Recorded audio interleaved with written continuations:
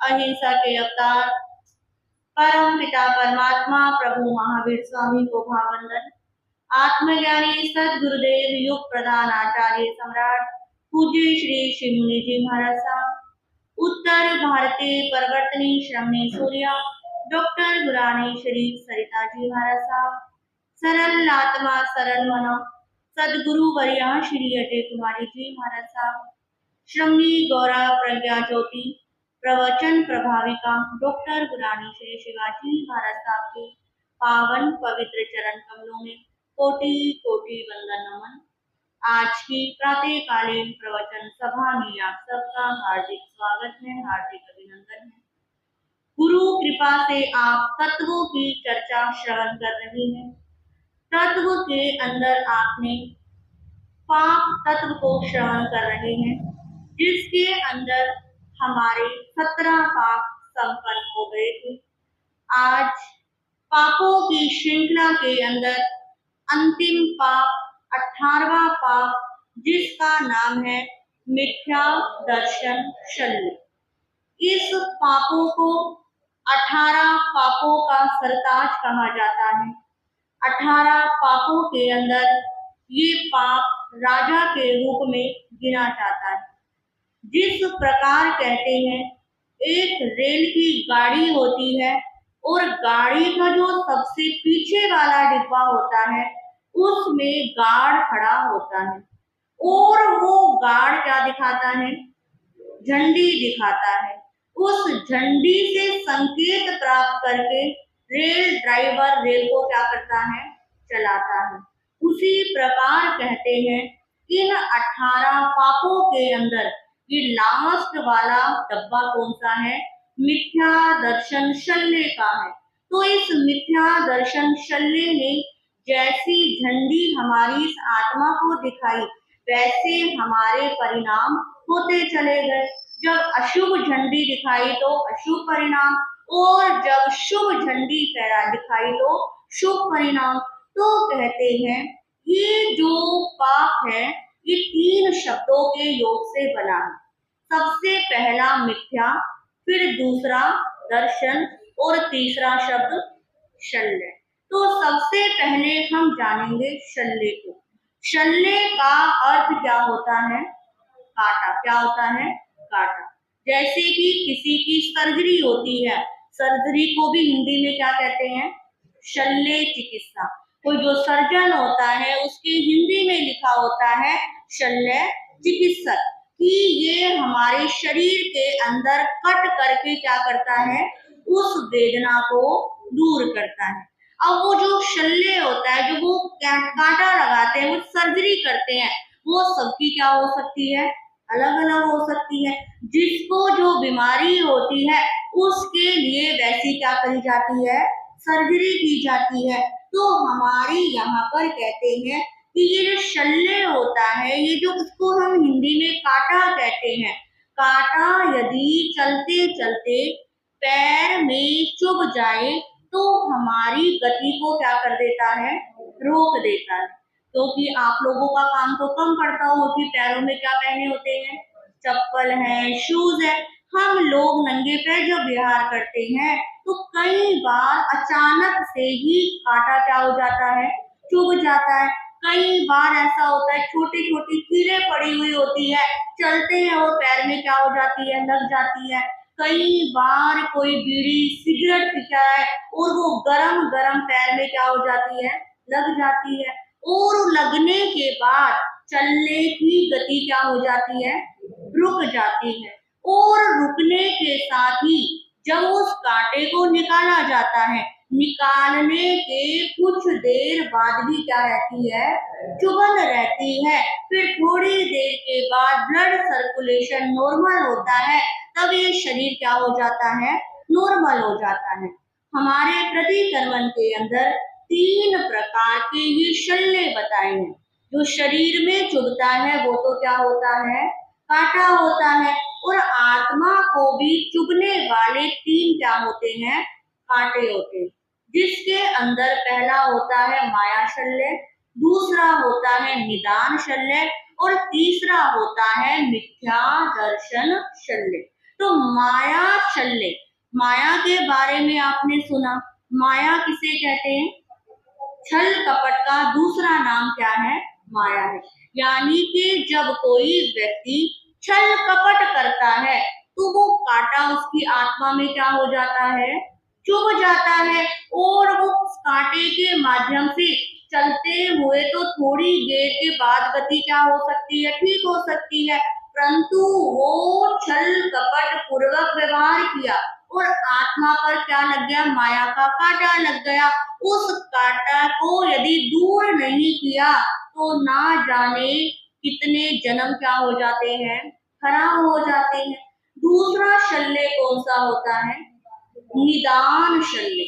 निदान के बारे में भी आपने सुना होगा। निदान कहते हैं मोटे शब्दों के अंदर अपनी करनी को बेच देना। क्या कर देना?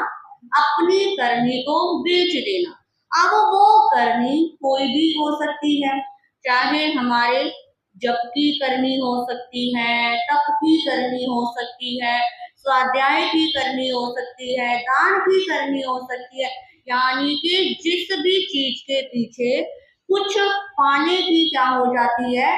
चाहत हो जाती है कि मैं इतने सोमवार के व्रत करते हैं। शिव जी के सावन के महीने में क्या करते हैं? लोग व्रत करते हैं। उसके पीछे भी क्या रही होती है? कामना रही होती है। कई लोग अपने कष्ट निवारण के लिए शनिवार के क्या रखते हैं?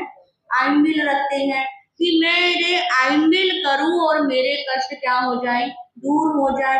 कई बार आप 1.25 लाख 1.25 करोड़ नवकार मंत्र का क्या करते हैं? जाप करते हैं, या कोई भी दूसरे मंत्र जाप करते हैं कि वो संकल्प किया जाता है कि मैं ये जाप, इतना जाप इस काम के लिए क्या कर रहा हूँ? कर रहा हूँ, और मेरा ये कार्य क्या हो जाए? सिद्ध हो जाए, या पहले संकल्प कर लेते हैं कि मेरा ये कार्य सिद्ध हो जाए तो मैं इतना क्या करूंगा, जाप करूंगा। कुछ व्यक्ति स्वप्न कर लेते हैं कि यदि मेरी ये इच्छा पूरी हो जाए, हमारे घर में पोते का जन्म हो जाए, इसकी शादी हो जाए, तो हम उसके दर्शन क्या करवाएंगे, आपको करवाएंगे। तो ये सब में व्यक्ति कर तो क्या रहा है, शुभ क्रिया कर रहा है, धर्म भी शुभ कर रहा है, दर्शन करके भी शुभ कमा रहा है, तप करके भी शुभ कर रहा है, परंतु शुभ करने के साथ साथ अपनी करनी को क्या कर दिया, बेच दिया। तो प्रभु कहते हैं कि जो भी अपनी करनी को बेच देते हैं, कि यदि मेरे अब तक संयम का बल हो, मेरे तप का बल हो, मेरे व्रत का बल हो, तो इसका फल मुझे क्या मिले, ये मिले। तो प्रभु कहते हैं ये निदान रूपी शल्य ऐसा शल्य है जो इस आत्मा को ना जाने कितने जन्म जन्म तक क्या कर देता है, भटका देता है।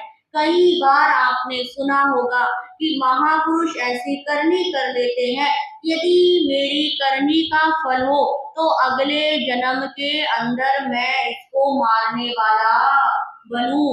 आपने ये भी सुना होगा कि भगवान महावीर का समोशरण लगा हुआ था, और जब राजा श्रेणी को चेन्ना रानी उनके क्या करने आए, दर्शन करने आए, तो चेन्ना महारानी के रूप को देखकर वहां पर बैठे मुनि साध्वी के सभी क्या करने लग गए थे, निदान करने लग गए थे, अहो रूपम, कि कितना सुंदर रूप है, कि हमारी करनी का फल हो तो अगले जन्म में हमें भी क्या मिले, ऐसा रूप मिले। परंतु वहां पर तो कौन थे, भगवान थे। भगवान ने वहीं पर क्या कर दिया, सचेत कर दिया, वहीं पर रोक लगा दी कि हे साधु, तुम ये क्या करने जा रहे हो। आपने देखा होगा कि कई बार आपके मन में भी क्या आ जाता है, ये विचार आ जाता है, किसी दुखी देखते हैं, अपने बच्चे को परेशान देखते, अपनी लाइफ परेशान देखते कि हे भगवान, यदि मेरा कुछ शुभ कर्म मैंने किया है तो उसका मुझे क्या मिले, फल मिले। तो प्रभु कहते हैं ये फल बड़ा क्या होता है, खतरनाक होता है। श्री कृष्ण महाराज जो निदान के कारण क्या बनते हैं, वासुदेव बनते हैं, और कभी भी क्या नहीं ले सकते थे, वो उस जन्म में दीक्षा नहीं ले सकते थे। ये किसका परिणाम था, निदान का परिणाम था। सन्नत कुमार चक्रवर्ती, उन्होंने भी क्या किया, उनके रूप को देखकर भी क्या किया गया था, निदान किया गया था। द्रौपदी के 5 पति थे, उसके 5 पति होने के पीछे भी क्या कारण था, कि उसने पिछले जन्म में क्या किया था, निदान किया था। हमारे यहाँ पर हमारे किए बिना हमें कुछ भी नहीं मिलता। जो यदि हमने शुभ किया है तो हमें क्या मिलता है, शुभ मिलता है। यदि अशुभ किया है तो रिजल्ट क्या आता है, अशुभ का आता है। इतना क्लियर भगवान का न्यायपूर्ण क्या है, ये कर्म रूपी न्याय है। ना पाई ज्यादा मिल सकता और ना पाई क्या मिल सकता, कम मिल सकता। तो प्रभु कहना चाह रहे हैं कि हे साधक, कभी निदान रूपी कांटा अपनी आत्मा के ऊपर नहीं लगाना। इसके बाद तीसरा आता है मिथ्या दर्शन शल्य। मिथ्या किसे कहते हैं, झूठ को। किसे कहते हैं, झूठ को, यानी कि जो है नहीं उसको वैसा क्या करना, दिखाना, इसे क्या कहते हैं, मिथ्या कहते हैं। यानी कि सच को झूठ बताना भी क्या आता है, मिथ्या के अंदर रहते हैं। जो जैसा है नहीं उसका प्रेम उस रूप में प्रकट करना, उसे क्या कहते हैं, मिथ्या कहते हैं। फिर दूसरा शब्द क्या है, दर्शन। दर्शन का अर्थ क्या होता है, देखना, देखने का क्या होना, नजरिया होना। जैसे कि 4 शब्द आते, सम्यक ज्ञान, सम्यक दर्शन, सम्यक चरित्र और सम्यक तप। तो दर्शन के आगे क्या शब्द लगा हुआ वहां पर, सम्यक, यानी कि देखना। सम्यक देख, दर्शन दृष्टि का अर्थ क्या होता है, देखना, परंतु उसके आगे सम्यक वहां पर लग गया, यानी कि मेरी दृष्टि क्या हो, सम्यक दृष्टि हो। तो प्रभु कहते हैं कि ये जो दृष्टि होती है ये हर इंसान की क्या होती है, अलग अलग होती है। एक पानी का गिलास आधा भरा हुआ है। यदि आप 10 जनों से पूछोगे तो वो 10 उस आधे गिलास के बारे में क्या कहेंगे, अलग अलग कहेंगे। क्या कोई क्या कहेगा, आधा गिलास खाली है, और कोई क्या कहेगा, आधा गिलास भरा हुआ है। तो ये क्या है, ये सब हमारी दृष्टियां हैं। हम अपनी दृष्टि से किसी को अच्छा देखते हैं और किसी को क्या देखते हैं, बुरा देखते हैं। आपकी दृष्टि में कोई अच्छा हो सकता है, वही किसी दूसरे की दृष्टि में क्या हो सकता है, बुरा भी हो सकता है। तो प्रभु ने कहा कि ये जो दृष्टि होती है ये सबकी क्या होती है, अलग अलग होती है। तो अभी आपने शल्य के बारे में भी क्या करा, सुना कि शल्य रूपी एक कांटा होता है जो आत्मा पे लग जाता है तो भव भव तक भटकना पड़ सकता है। तो यहाँ पर प्रभु कहते हैं 18 पापों के अंदर इस पाप का नाम क्या है, मिथ्या दर्शन शल्य।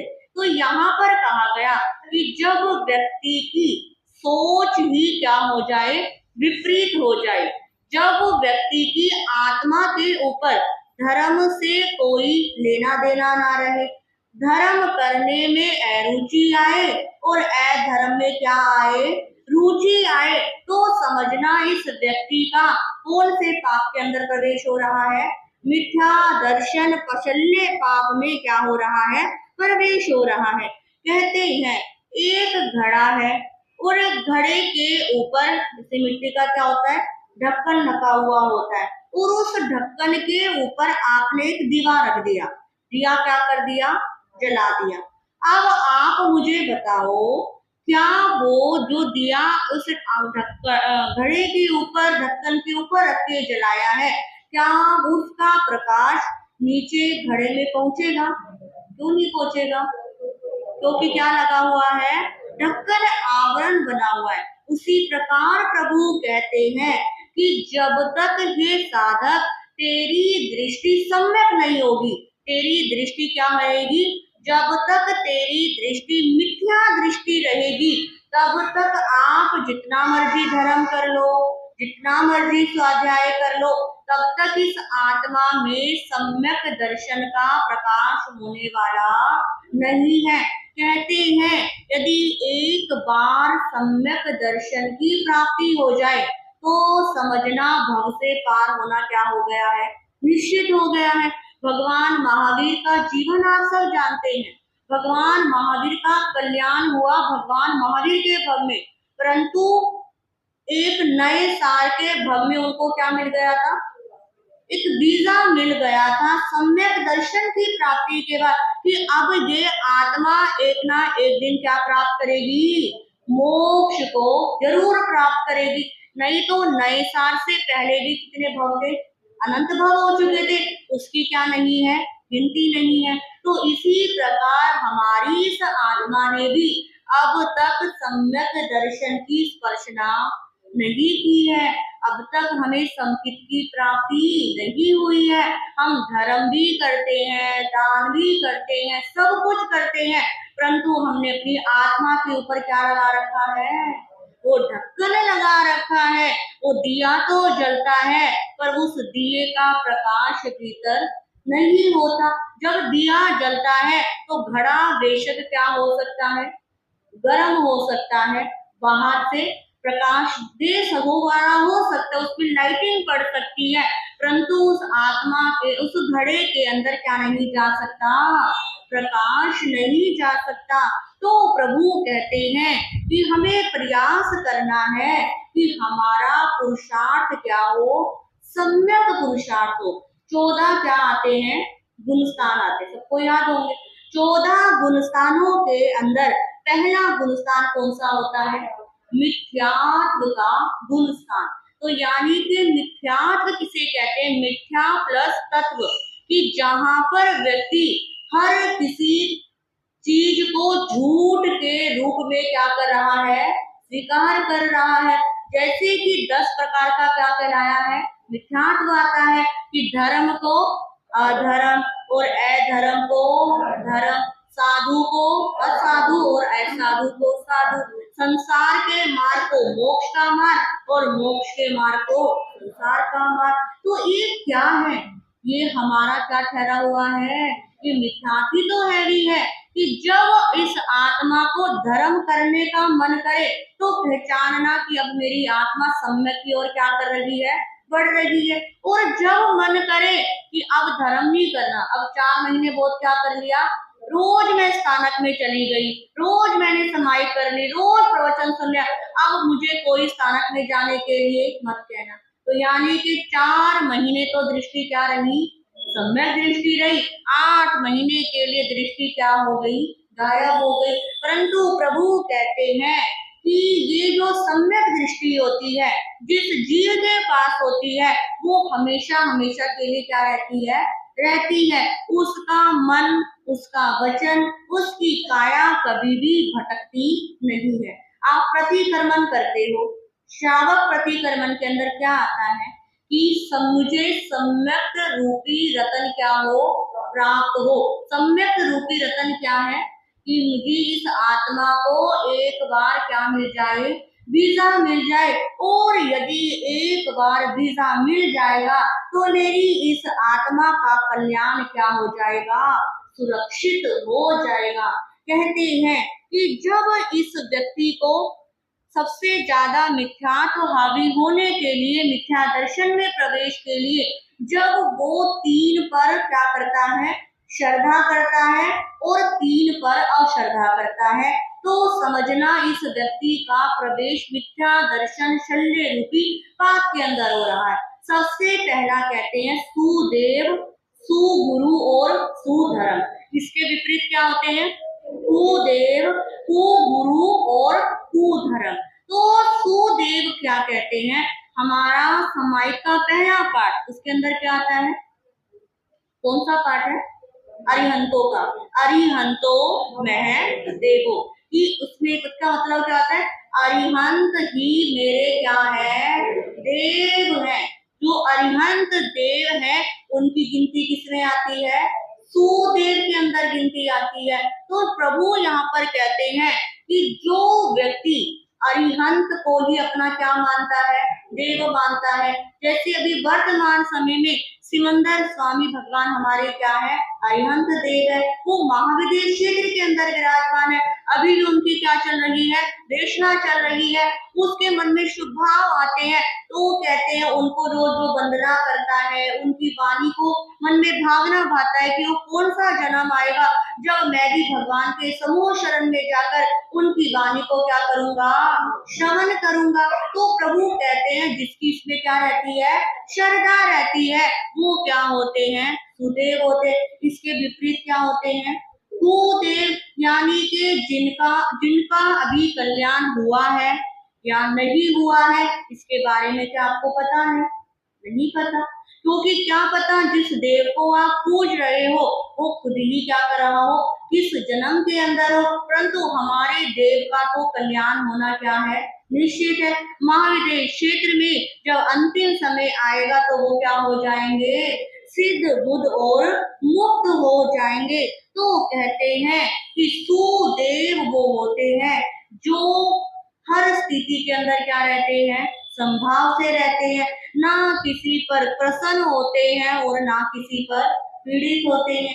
जो संसार के अंदर कुदेव चल रहे हैं, लोगों को उनसे क्या बना रहता है, भय बना रहता है कि अब इस देव को नहीं पूजा तो कहीं मेरे ऊपर ये विपरीत ना आ जाए, मेरे बच्चों के साथ ऐसा ना हो जाए। तो कहते हैं जहां पर डर बना रहता है वहां पर व्यक्ति कुदेव को क्या करता है, पूजता है। दूसरा होता है सुगुरु। सुगुरु कौन, जिन्होंने 5 महाव्रतों को क्या करा हुआ है, पाला हुआ है, जो धर्म का क्या देते हैं, उपदेश देते हैं, जो आपको बताते हैं कि देव गुरु धर्म क्या है। और इसके विपरीत कौन से गुरु होते हैं, कुगुरु। आज के समय के अंदर इस संसार में हम देखते हैं कितने गुरु क्या हो गए हैं, चल गए हैं। क्या पहले आप सब में से इतने बड़े हो, क्या उस समय में भी इतने गुरु चलते थे, नहीं चलते थे। आज के समय में गुरुओं की क्या बढ़ गई है, मात्रा बढ़ गई है। परंतु प्रभु, हमारे प्रभु कहते हैं कि जो स्वयं तिर रहे हैं और आपको तिराएंगे, उन्हीं को क्या मानना है? गुरु मानना है। उन्हीं के प्रति क्या रखनी है? श्रद्धा रखनी है। यदि आप किसी भी संसारी पुरुष को, संसारी व्यक्ति को अपना गुरु मान रहे हैं, उनके चरणों में पड़ रहे हैं, तो आपका प्रवेश किसमें हो रहा है? गुरु के अंदर हो रहा है। आपके ऊपर, आपकी आत्मा के ऊपर मिथ्या दर्शन रूपी शल्य क्या हो गया है? चिपक गया है। तीसरा कौन सा होता है? सुधर्म। धर्म किसे कहते हैं? जो हमारे जिन धर्म द्वारा क्या है? प्रतिपादित है। जिस धर्म के अंदर हमारे 24 क्या हुए हैं? तीर्थंकर हुए हैं। हमारी अनंत 24 हुई हैं और आगे भी क्या रहेगी? अनंत 24 रहेंगी। तो जो इस धर्म का क्या करता है? पालन करता है कि मेरे जैन धर्म के अलावा मैं किसी भी अन्य धर्म को क्या नहीं करता, नहीं मानता, तो उसका प्रवेश किसमें होता है? सुधर्म में होता है। और इसके विपरीत आज के समय में दूसरे धर्म की भी क्या नहीं है? कुधर्मों की भी नहीं। हम ये नहीं कहते कि सारे धर्म ही क्या है? कुधर्म है, परंतु जो धर्म आपको सही राह दिखाए, जिस धर्म पर चल कर आपको आत्मा की क्या मिले? शांति मिले, सही और गलत का क्या पता चले? भेद पता चले। जिस धर्म से जुड़कर आप आडंबर से क्या हो जाओ? रहित हो जाओ, वही धर्म वास्तविक में क्या होता है? सुधर्म होता है। तो प्रभु कहते हैं कि यदि आपको अपनी आत्मा का कल्याण करना है तो सुदेव, सुगुरु और सुधर्म के क्या रहना पड़ेगा? निकट रहना पड़ेगा। आपने बहुत बार सुना होगा कि सम्यक दर्शन के क्या होते हैं? 5 लक्षण। सुनिए, याद है किसी को? सम्यक दर्शन के 5 लक्षण होते हैं कि जब व्यक्ति को पता लगता है कि मेरी आत्मा सम्यक दर्शन की ओर क्या हो रही है? बढ़ रही है। जब एकदम से क्रोध आए और क्या हो जाए?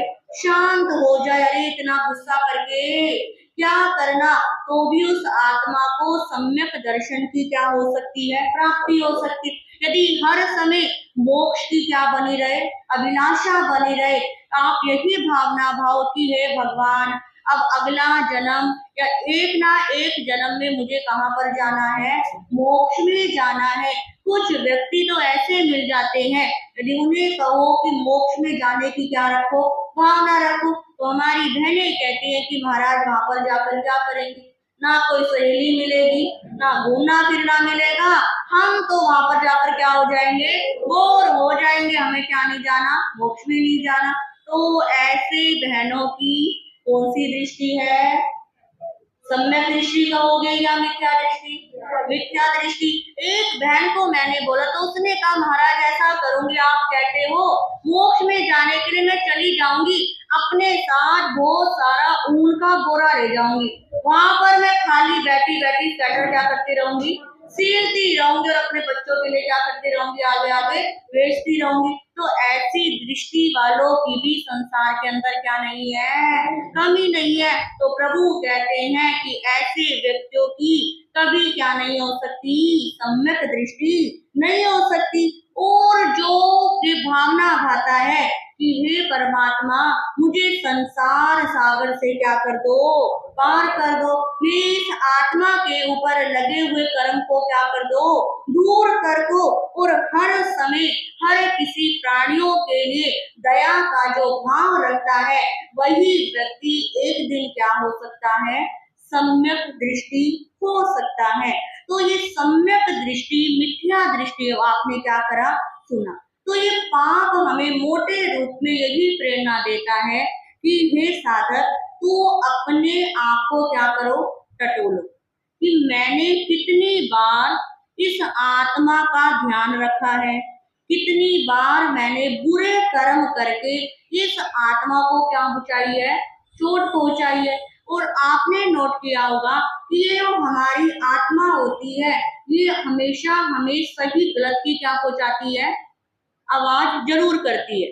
कोई कुछ बोले या ना बोले, पर हमारी आत्मा हमें क्या दे देती है? आंसर दे देती है कि ये काम तेरे करने योग्य है या करने योग्य नहीं है। तो चिंतन करना कि कितनी बार मेरी आत्मा ने मुझे गलत काम करने से पहले क्या करा, रोका, टोका, परंतु फिर भी मैंने उस आत्मा पर क्या नहीं करा, विश्वास नहीं करा, और धीरे धीरे करके उस आत्मा की आवाज स्लो स्लो स्लो होती क्या हो गई, चली गई। जब मिथ्या दर्शन हावी हो गया तो इस आत्मा की आवाज सुननी हमें क्या हो गई, बंद हो गई। यदि आपके जीवन में धर्म है, गुरुओं की वाणी सुनी हुई दिमाग के अंदर है, तो क्या आप कभी गलत काम कर सकते हो?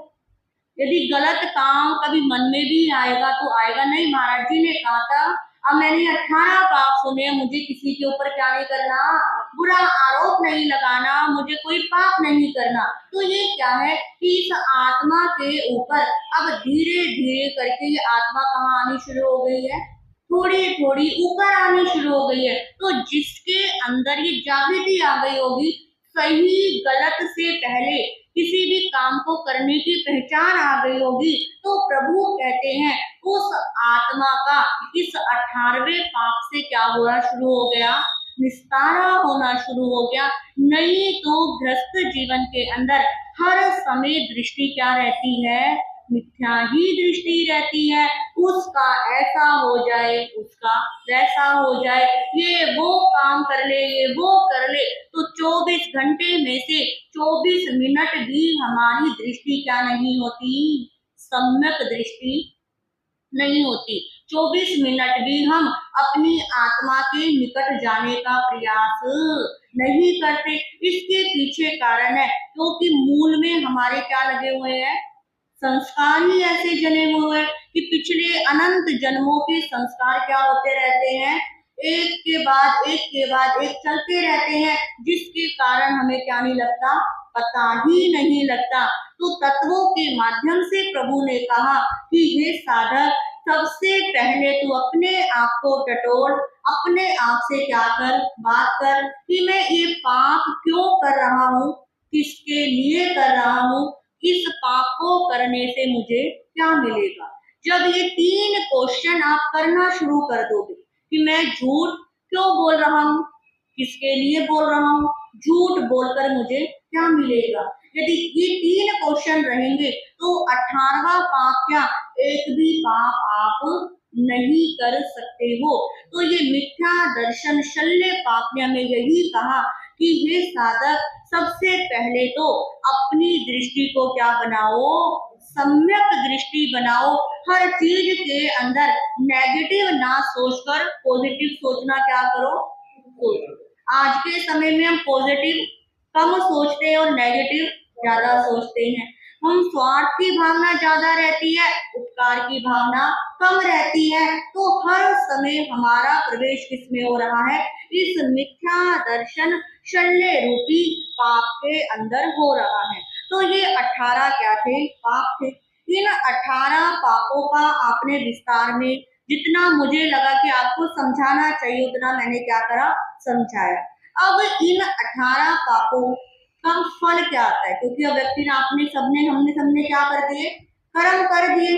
अब जब कर्म कर दिए तो सबका फल हमें क्या करना है, मिलना ही मिलना है। और कई बार आपने सोचा होगा और बोला भी होगा कि मेरा तो कोई दोष नहीं था, मैंने तो इसे कुछ कहा भी नहीं था, इस जन्म में मैंने ऐसा किया भी नहीं, फिर ऐसा मेरे साथ क्यों हो रहा है। तो उस समय समझना कि आपको अपने पाप का क्या मिल रहा है, फल मिल रहा है। अचानक किसी का चलता चलता करोड़ों का व्यापार एकदम रोड पर आ जाए तो समझना इस व्यक्ति को किसका फल मिल रहा है, पाप का फल मिल रहा है। अचानक आपके किसी बहुत ज्यादा प्रिय की क्या हो जाए, मृत्यु हो जाए, जैसे कई बार होता है, ये कोविड में भी हुआ, उसके आसपास भी देखते हैं कि किसी की शादी हुई या शादी होते ही क्या हो गई, मृत्यु हो गई। किसी के यहाँ पहले संतान ही नहीं हो रही थी, इतने समय के बाद संतान हुई और होते ही क्या हो गई, मृत्यु को प्राप्त हो गई। तो ये व्यक्ति का क्या होता है, पाप का फल होता है।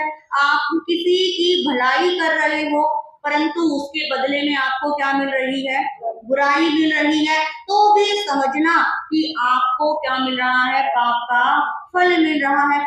आप काम तो सम्मान वाले कर रहे हो कि मैं ये काम कर दूं, मेरी बहू को अच्छा लगेगा, बेटे को अच्छा लगेगा, पति को अच्छा लगेगा, परंतु सम्मान की जगह आपको क्या मिल रहा है, अपमान मिल रहा है कि आपने क्या कर दिया, इसको करने की क्या जरूरत थी, आपने गलत कर दिया। तो भी प्रभु कहते हैं कि आपका पाप का क्या आ रहा है, उदय आ रहा है। यदि आप किसी को देखते हैं तो शरीर क्या होता है, बहुत सुंदर होता है कि एक बार देखते हैं तो बार बार देखने का क्या करता है, मन करता है। और कई व्यक्ति का रूप रंग आपने देखा होगा कि रंग इतना काला होता है, और जो चेहरे की जो हमारी इंद्रियां होती है उनकी बनावट क्या होती है, अजीब सी होती है। आंख थोड़ी सी अपनी जगह अलग खिली हुई होती है, नाक थोड़ी सी मोटी होती है, कान भी किसी के इतने इतने से होते हैं, हाथों की शेप भी क्या होती है, अलग अलग होती है। तो प्रभु कहते हैं यदि आप किसी ऐसे व्यक्ति को देखते हैं तो समझना कि इस व्यक्ति को जो ये ऐसा शरीर मिला है, ये किसी पाप का क्या है, उदय है। यदि ये शुभ कर्म करता तो ऐसा शरीर नहीं मिलता। तो कहते हैं चेहरा जैसा भी मिले, यदि किसी को गोरा मिलता है, कहते हैं ना अपने गोरे रंग पर गुमान मत करो, तो ये रंग अभी गोरा मिला है और कब काला पड़ जाए इसके बारे में कुछ नहीं कह सकते, कि कब पाप का उदय आ जाए, इतना सुंदर रूप क्या हो जाए आपका, खराब हो जाए। जब आपके ऊपर अचानक कोई कलंक लग जाए, आपकी कोई गलती नहीं है और कोई आपको दोषी ठहरा दे, तो भी किसका फल मानना, पाप का फल मानना। उसके लिए किसी को दोषी मत ठहराना कि इसने जानबूझकर मेरे साथ क्या किया है, ऐसा किया है। प्रभु कहते हैं निमित्त सदा क्या होता है, निर्दोषी होता है। कर्म तो जैसा आपने किया है वैसा ही फल मिलेगा। किसी की बुद्धि कम है, किसी को एक बार पढ़ते ही क्या हो जाता है, याद हो जाता है, और कोई बेचारा बार बार लगा रहता है, इतनी मेहनत करता है, उसके बाद भी क्या नहीं मिलता, कुछ याद नहीं होता, कुछ दिमाग नहीं चलता, तो भी समझना उस व्यक्ति का पाप का क्या है, उदय है। कुछ व्यक्तियों को आप देखते हैं कि आपका इशारा भी क्या हो जाते हैं, समझ जाते हैं, और किसी को हर बात को खोल खोल कर टिका टिका कर क्या करना पड़ता है, समझाना पड़ता है। तो उसको जो कम बुद्धि मिली है उसके पीछे भी उस व्यक्ति का क्या करा हुआ है, पाप का फल है। आप परिवार में रहते हैं और आपको किसी का सहयोग नहीं मिल रहा, कई बार कहते हैं, हमारी बहनें भी कह जाती हैं कि मैं ही पूरे दिन लड़ती मरती रहती हूँ, कोई आकर मेरा क्या नहीं करता, हाथ नहीं बढ़ाता। तो ये आपका पाप का क्या है, उदय है। और कई परिवार हमने ऐसे भी देखे हैं कि सांस जरा सी खड़ी होती है, उसके आस पास एकदम से क्या आ जाती है, बहू आ जाती है, मैं करती हूँ मैं करती हूँ, तो उसका क्या होता है, पुण्य का उदय होता है। तो यदि ऐसी स्थिति हो तो उस पर रोष नहीं करना, यही चिंतन करना कि मेरे क्या है, किसी पाप कर्म का उदय है। जब मन के अंदर नेगेटिव थॉट्स आने शुरू हो जाए, हर किसी के लिए मन में बेचैनी आ जाएगी, कहीं ऐसा तो नहीं है, कहीं ऐसा तो नहीं है, ये मेरे साथ धोखा तो नहीं देगा, तो भी प्रभु कहते हैं कि आप समझना आपका पाप का क्या हो रहा है, उदय हो रहा है। जब आपका मन शुद्ध हो, वचन शुद्ध हो और काया पूरी तरह शुद्ध हो, तो आपका पुण्य का क्या होता है, उदय होता है। अब जिसका पुण्य का उदय था उन्होंने क्या सुने, 18 पापों को सुना, और उन 18 पापों को सिर्फ सुना ही नहीं, उसको अपने जीवन में अपनाने का भी क्या करा है, उनसे थोड़ा सा दूर होने का प्रयास किया है, और चिंतन भी किया कि हे भगवान मुझसे ये क्या हो गए, पाप हो गए।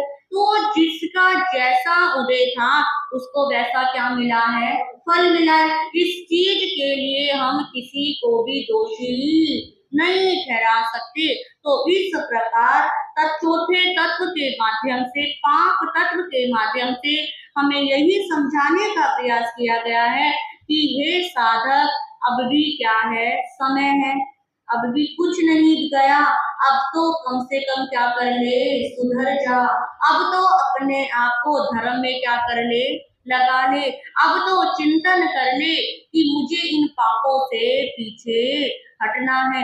अंतिम समय जब किसी का होता है, मैं देखती हूँ, सुनते भी हैं कि इसको क्या सुना दो, वृद्ध लोयना सुना दो। क्या सिर्फ वृद्ध लोयना सुनाने से 18 पापों से मुक्ति हो सकती है?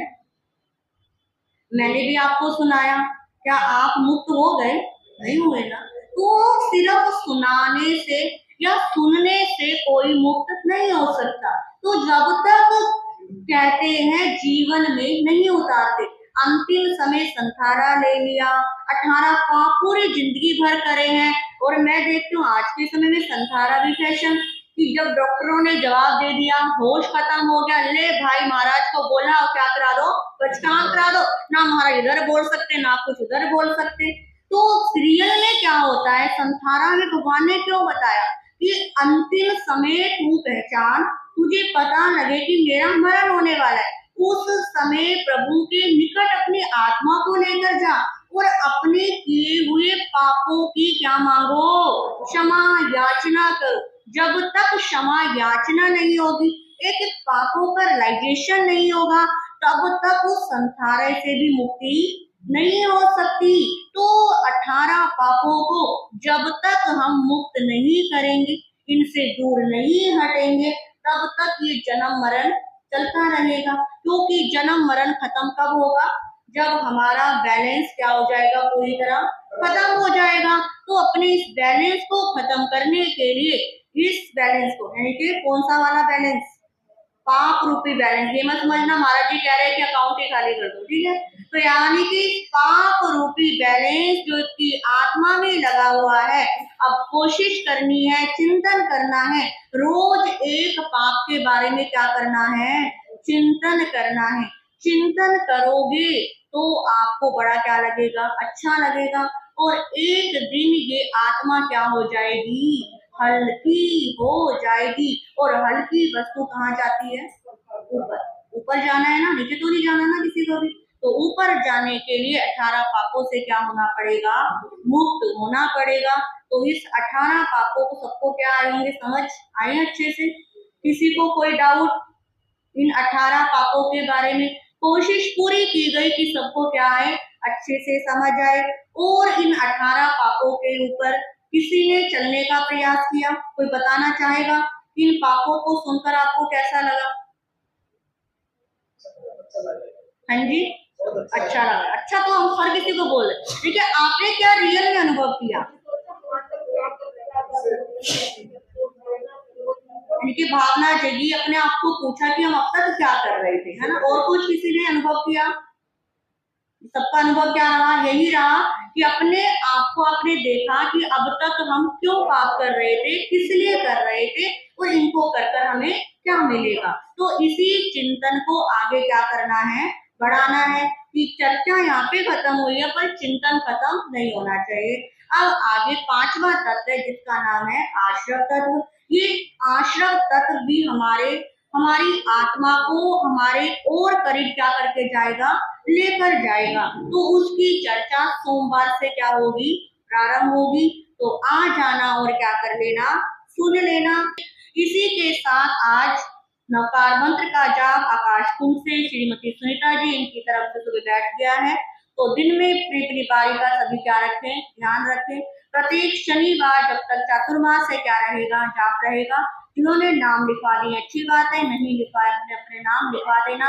इसी के साथ कल रविवार है, कल मेरे ख्याल से आप में से कितने लोग जा रहे हैं, कितने लोग प्रवचन में आएंगे, थोड़ा सा जाने वाले कितने, जाने वाले हाथ उठाओ, क्या रहने वाले, आप सब रहने वाले, ठीक है। चलो हमारे रहने वाले क्या हैं, हमारी बहनें काफी हैं।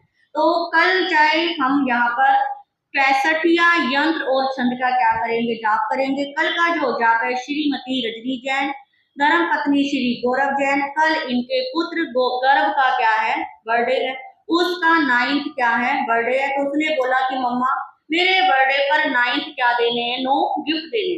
तो कल 9 क्या निकाले जाएंगे, इनकी गर्भ की तरफ से लकी ड्रा निकाले जाएंगे। और फिर जाप की भावना रहेगी। ठीक 8:30 बजे जाप शुरू हो जाएगा और 9:25 तक मैं क्या सुना दूंगी, मंगल पाठ सुना दूंगी।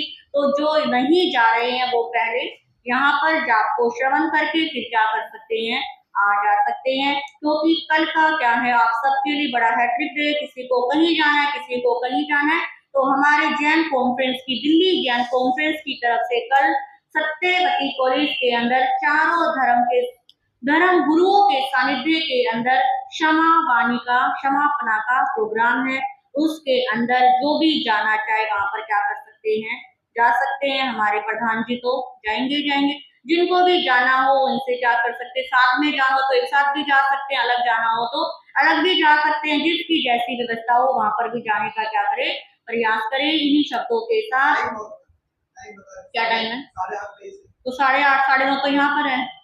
उसके बाद प्रवचन के बाद में जो भाई सत्यवती कॉलेज में जाना चाहे तो आमंत्रित है, और प्रोग्राम जो है वो मेरे ख्याल से 11 11:30 बजे तक चलेगा, 12:30 और 9 बजे तक लकी ड्रॉ है। 9 बजे के बाद में जो जाते हैं उनको बताएंगे, प्रोग्राम सुनेंगे। आपकी हमारी चीफ मिनिस्टर भी आ रही है और चारों हम के हमारे आचार्य जो भी हैं यहाँ होंगे। आप चुनाव का अभिनंदन करिए और स्वागत करिए। इसी के साथ किसी को पचकान उपवास आईने लिकाशना वो से सामूहिक पचकान के अंदर श्री विमल नाथाय नमः, और त्याग के अंदर आज रहेगा राज कचौड़ी का त्याग और मिठाई के अंदर रसगुल्ले का त्याग। वो श्री 21 तारीख हमारा श्री बोली विमल नाथाय नमः, 21 तारीख के जाप की भी सूचना आप सबके पास है। थोड़ा समय हो गया, कल से हम आगे रोज देना प्रयास करेंगे। नमो अरियंतानम, नमो सीतानम, नमो आयरियानम, नमो वज्रायनम, नमो लोये सप्ताहुन, ऐसो पंच नमोकारो सब पावकनाशनो मंगलानंचे सबे सिंह परमं हवै मंगलम। ओम नमो नानस, ओम नमो दंसनस, ओम नमो चरितस, ओम नमो तपस। श्री चत्तारी मंगलम, अरियंता मंगलम, सिद्धा मंगलम, साहू मंगलम, केवली पणतो धम्मो मंगलम। चत्तारी लोगुत्तमा, अरियंता लोगुत्तमा, सिद्धा लोगुत्तमा, साहू लोगुत्तमा, केवली पणतो धम्मो लोगुत्तमा। चत्तारी शरणं पवज्जामि, हंते शरणं पवज्जामि, सिद्धे शरणं पवज्जामि, साहू शरणं पवज्जामि, केवली पणतं धम्मं शरणं पवज्जामि। ये चार शरण